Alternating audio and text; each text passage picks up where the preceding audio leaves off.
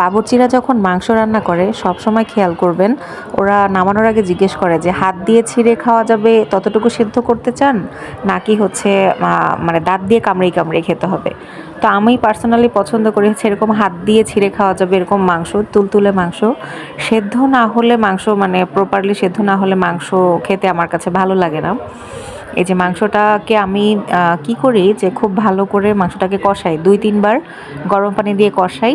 আর হচ্ছে last final ঝোল দেওয়ার আগে আদাটা দেই, বাকি সব মশলা আগে দিয়ে দিই, কিন্তু আদাটা হচ্ছে এই সময় অ্যাড করি।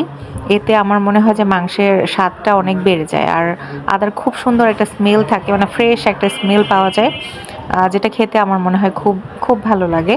অনেকে একবারে মশলা কষিয়ে আদা টাদা দিয়ে একবারে রান্না করেন, কিন্তু আমি পার্সোনালি এভাবে রান্না করাটা খুব পছন্দ করি।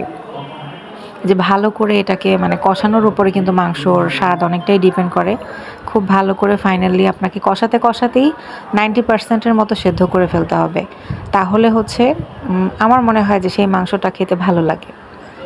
এই যে যদি আমার মতো মানে আমাদের বাসায় সবাই হচ্ছে একটু আলু পছন্দ করে, এজন্য আমি মাংস একটু আলু ব্যবহার করেছি। আপনারা যদি না চান তাহলে হচ্ছে শুধু মাংস এভাবে ভালো করে কষিয়ে ফাইনাল ঝোল দেওয়ার আগে আদা দিয়ে হচ্ছে তারপর ঝোলটা অ্যাড করে দিবেন, আর বাকি 10%ও সিদ্ধ করে নেবেন। এই জিনিস মানে এভাবে মাংসটা রান্না করে খেলে আমার মনে হয় যে মানে আমি জানি না, আমার কেন জানি মনে হয় এটা কোনো আমার মনের ধারণাও হতে পারে যে মাংসটা মজা হয়। যে ভালো করে কষানোর পরে ফাইনাল আমরা এখানে ঝোলের পানি দিয়ে দিলাম।